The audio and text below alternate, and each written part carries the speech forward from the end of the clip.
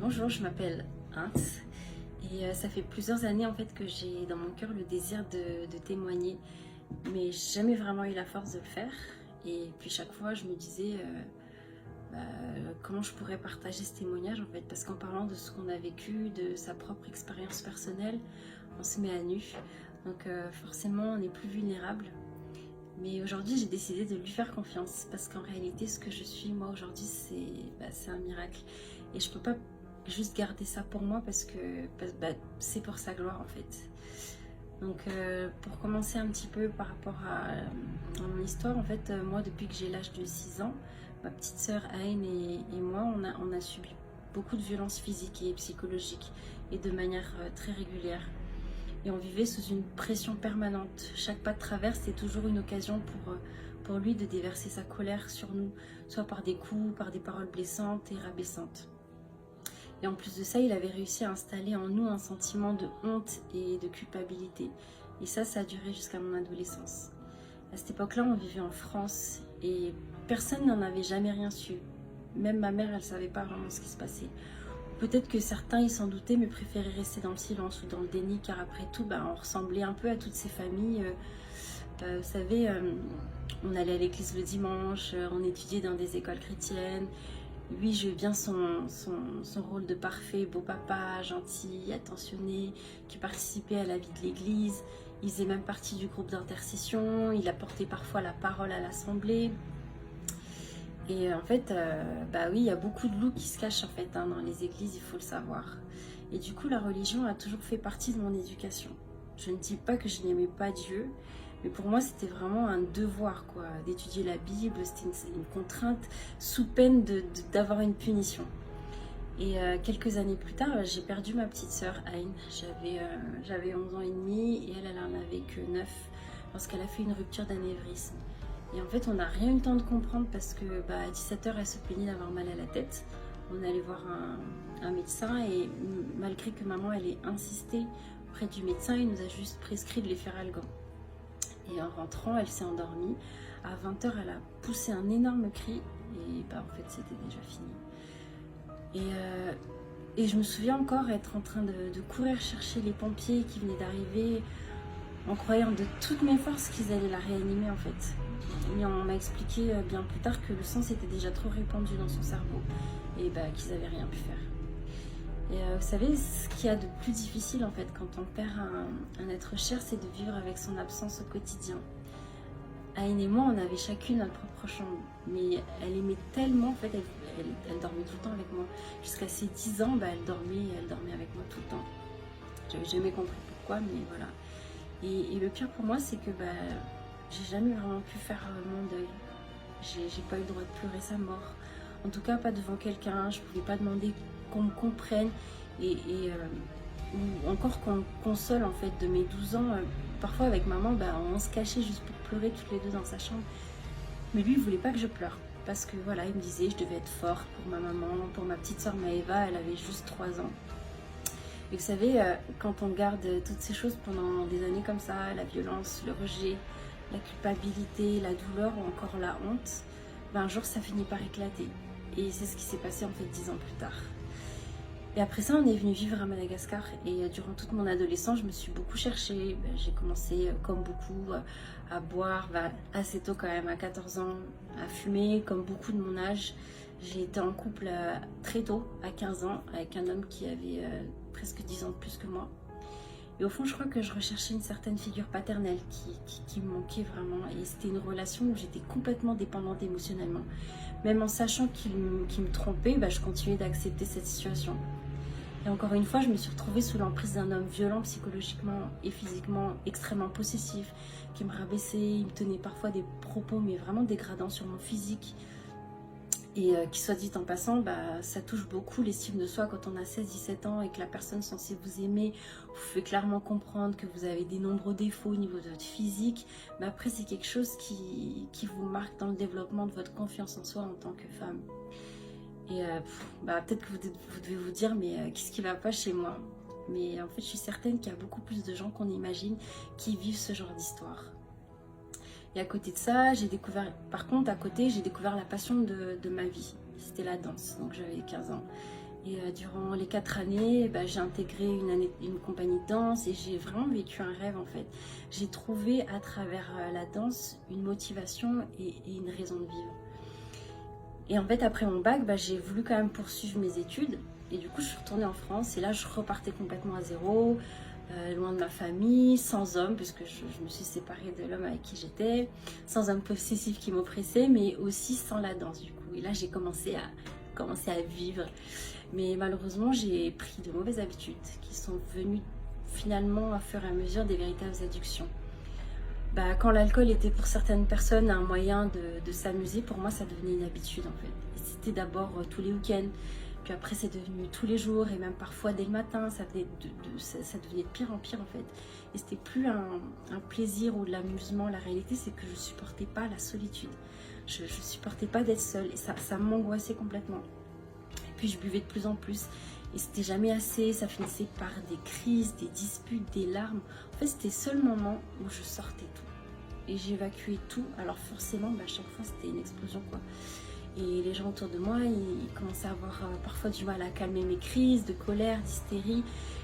Et le problème c'est que je n'arrivais plus à passer une soirée sans mal finir. C'est pas sans être sous ou quoi que ça, c'est vraiment sans mal finir, sans faire des crises d'angoisse, sans se mettre à péter un câble, à pleurer. Et voilà, et un soir en boîte, je me souviens très bien, c'était sur les Champs-Élysées, je suis sortie de boîte. Et en fait, il a suffi qu'un ami me demande Hansa, est-ce que ça va? Et là, je suis complètement craquée quoi. Vers 3h du matin, j'ai appelé ma mère en pleurs, en la suppliant de venir me chercher. Et j'étais à bout. Et en fait, sans savoir que. Mais en fait, j'arrive même pas à expliquer ce qui se passait quoi. Vous savez, ce moment dans votre vie, vous avez l'impression de vous battre sans arrêt. Et sans jamais réussir à vous en sortir, avoir l'impression d'être forte, mais en réalité d'être complètement au bout du souffle. Et le lendemain, après je remercie ma mère pour ce geste, mais je partais pour Madar en fait. Ça tombait bien parce que c'était pendant les vacances. Et je me sentais mais complètement vide. Enfin, quand j'étais là-bas, je trouvais aucun sens à ma vie.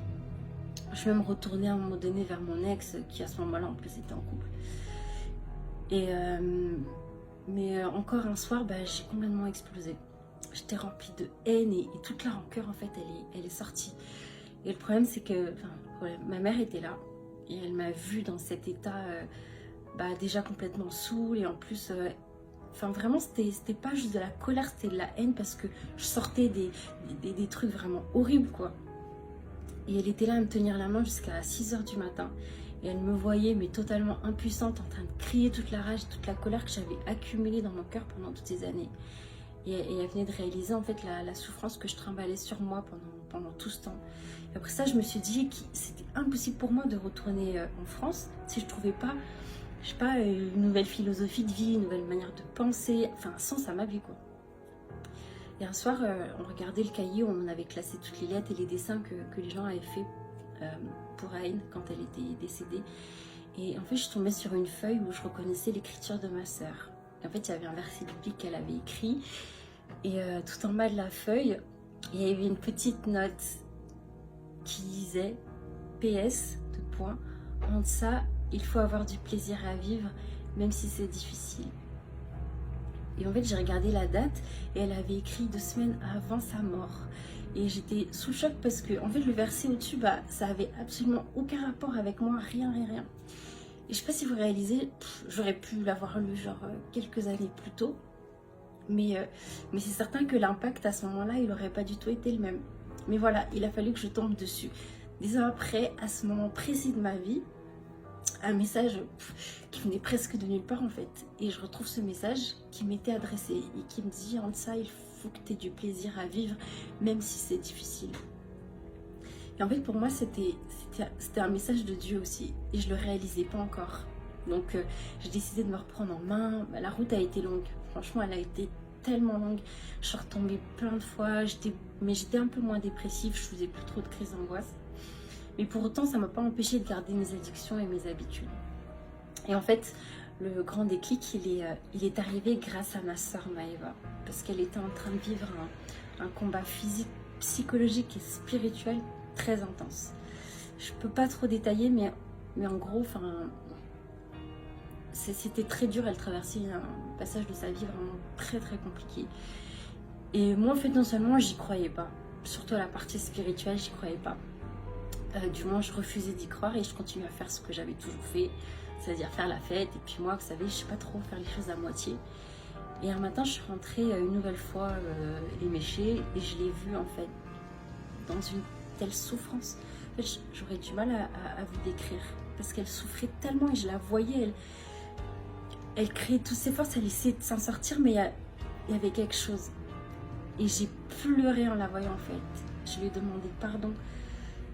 Je me suis excusée, je lui ai demandé pardon de ne pas avoir été là pour elle, de ne pas l'avoir soutenue dans son combat. Et elle m'a dit, tu sais Antsa, quand je t'ai entendue, je suis redevenue consciente. Ce que tu m'as dit, en fait, ça m'a ramenée. Et c'est ta voix qui m'a ramenée. Et bon, ça m'avait un peu touchée, mais elle m'a dit, par contre, mais toi, je te voyais en train de descendre en enfer. Et ça a été un électrochoc pour moi, en fait. Je me suis dit, c'est bon, cette fois-ci, j'arrête. Je vais me reprendre en main, etc.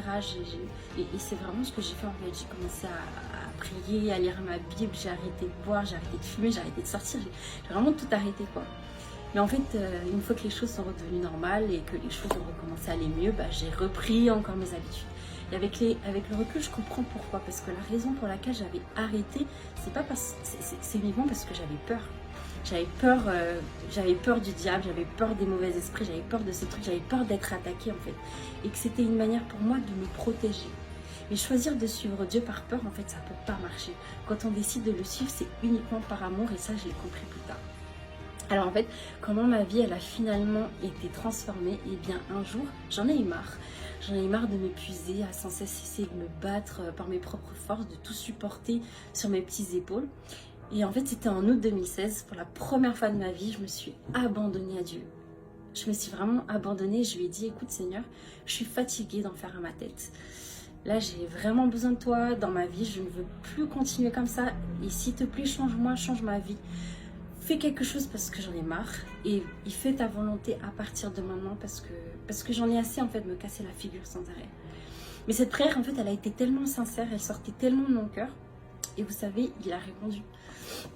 Il a vraiment répondu parce que déjà, j'ai commencé à me sentir davantage en paix. Et quelques jours après, je me suis mis en couple avec l'homme qui est aujourd'hui mon mari. Et tout n'a pas été simple, hein. On a traversé des nombreux obstacles. Mais ensemble, on s'est accroché à Jésus. Et chaque fois, on s'est tiré vers le haut. Et aujourd'hui, je n'ai plus la moindre dépendance à l'alcool. Mais vraiment plus aucune. Je ne touche plus du tout à la cigarette après avoir fumé pendant presque 10 ans. Et en plus de ça, je vis de ma passion. Et mon mari a été un énorme soutien dans ma vie et aussi l'élément déclencheur quelque part qui m'a permis de définitivement décrocher de mes addictions. Et quand je vois la manière dont je suis épanouie aujourd'hui, quand je le vois à mes côtés, mais vraiment, je suis tellement reconnaissante parce que Dieu, il est vraiment plein d'amour en fait. Et il est fidèle. Et vous savez, la clé de tout, c'est de tout lui abandonner, c'est de tout lui confier. Quand ça va pas, je n'attends pas toujours de mon mari qui me réconforte en fait. Bien sûr qu'il est là pour m'aimer, pour me soutenir, mais il a ses limites, c'est un être humain. Je ne peux pas attendre d'un homme qu'il me donne tout. Alors que Dieu, si, il m'a tout donné. Et je vous assure, chaque fois que je décide de lui remettre un problème ou même quelque chose qui me pèse en fait, aussi insignifiant que ça puisse paraître d'ailleurs, mais chaque fois, Dieu, il me répond. Chaque fois, il pourvoit. Et ces trois dernières années, on a vécu mais tellement de miracles. Mais si j'avais le temps de tout vous raconter, on a vécu trop de miracles en fait dans notre vie à tous les deux. Et même encore jusqu'à aujourd'hui, ce qui se passe dans notre vie, c'est un truc de fou. Et vous imaginez même pas. Et en fait, même rien que d'être là aujourd'hui, d'être une femme heureuse, épanouie, qui vit sa passion avec l'homme de ses rêves, pour moi, c'est un miracle avec le parcours comme le mien. Et en fait, mon plus grand amour, c'est Dieu, c'est Jésus qui a sauvé ma vie. Et plus j'avance en fait dans sa voie et plus je suis heureuse et plus notre couple il est fort, il est uni. Juste gloire à Dieu en fait pour ce qu'il a accompli dans la vie de ses enfants. Et même lorsqu'on se croit au fond du trou, il ne nous abandonne pas, il n'abandonne pas, il vient te chercher jusque dans ta boue en fait, jusque là où tu es tout crasseux, où tu es dégueulasse, il vient te chercher et il vient te trouver pour te ramener près de son cœur et près de lui. Et juste ça, merci Seigneur. Et aujourd'hui, c'est pas du tout une question de religion. Moi, je suis suis pas du tout religion, etc. Enfin, pour moi, c'est pas ça en fait qui est le centre de ma vie en fait. Pas du tout. Pour moi, c'est une histoire d'amour avec mon Père Céleste. Et on connaît tous cette prière, notre Père qui est aux cieux. Mais combien voient réellement Dieu comme un Père, comme leur Père? Moi qui cherchais désespérément une figure paternelle entre le beau-père au caractère violent, mon père biologique qui s'est complètement détaché de ses responsabilités, qui passait son temps à me rabaisser, à me dire que je réussirais pas dans ma vie, surtout pas dans la danse. Ça, c'est encore une autre histoire, hein, mais ce serait trop long à vous raconter. Mais pour tout vous dire, moi, j'ai été profondément brisée par mes pères. Et je me disais, bah moi aussi, je voudrais un papa qui m'aime, qui me voit comme sa petite princesse, qui serait prêt à tout pour moi, quoi. Quand je voyais certains papas, je me dis, moi aussi, je voudrais ça, qui me soutiennent, qui pourvoient à mes besoins. Mais voilà, aujourd'hui, j'ai trouvé en Dieu mon papa. Et entre parenthèses, Dieu m'a fait aussi ce cadeau d'être avec un homme qui m'appelle ma petite princesse tout le temps. Bon, ça c'est, je sais pas si ça va lui faire plaisir que j'ai ça, mais mon mari m'appelle comme ça tout le temps. Et c'est un petit clin d'œil en fait de Dieu pour me dire, mais en ça je te connais tellement et je sais exactement ce dont tu as besoin, ce que tu désires au fond de ton cœur. Et j'ai jamais eu besoin de demander à mon mari de m'appeler comme ça en fait. C'est venu de lui. Et voilà, en fait, pour moi, bah, il n'est pas du tout le Dieu inaccessible, tu vois. Bien au contraire, en fait, je lui confie tous mes secrets, mes pensées les plus pauvres, profondes, même si elles sont sales, même si elles sont mauvaises, je remets tout entre les mains de Dieu. Et c'est la seule personne qui va jamais me juger, c'est la seule personne qui va jamais me rabaisser, mais au contraire, qui garde cet amour profond pour moi, en fait. Et je sais que malgré toutes mes erreurs, bah, il m'aime et il continuera de m'aimer. Et comment expliquer qu'aujourd'hui je sois aussi comblée et ben en fait c'est parce que j'ai reçu son amour et c'est en recevant son amour que j'ai appris à m'aimer aussi telle que je suis, car à ses yeux, ben, je suis une créature merveilleuse. Il m'a créée à la perfection et c'est aussi comme ça après que je peux aimer les autres de la bonne manière. Et voilà, j'essaie d'être le plus bref possible, c'était quand même un peu long. Mais j'ai encore tellement de miracles à partager. Du coup, ceux qui veulent me parler, qui veulent me poser des questions, n'hésitez pas à m'envoyer des messages privés. Enfin, vraiment, n'hésitez pas à me parler. Et j'ai vécu tellement de choses encore ces derniers temps. J'ai vécu mon premier jeûne, mon vrai premier jeûne pendant 40 jours et puis pendant 3 jours sans manger. Et juste si ça inspire des gens, le fait de se rapprocher de Dieu et de vivre une relation, une vraie relation avec Dieu, c'est juste extraordinaire. Donc voilà, je voulais vous partager, vous dire que vraiment Dieu vous aime, il attend juste en fait que vous disposez votre cœur pour le recevoir, mais il est là, et son amour pour vous ne changera jamais. Et voilà, soyez bénis abondamment, je vous souhaite sincèrement de tout mon cœur de découvrir la profondeur de l'amour de Jésus, qui est inconditionnel parce que ça va transformer votre vie et votre être tout entier. Voilà, que Dieu vous bénisse.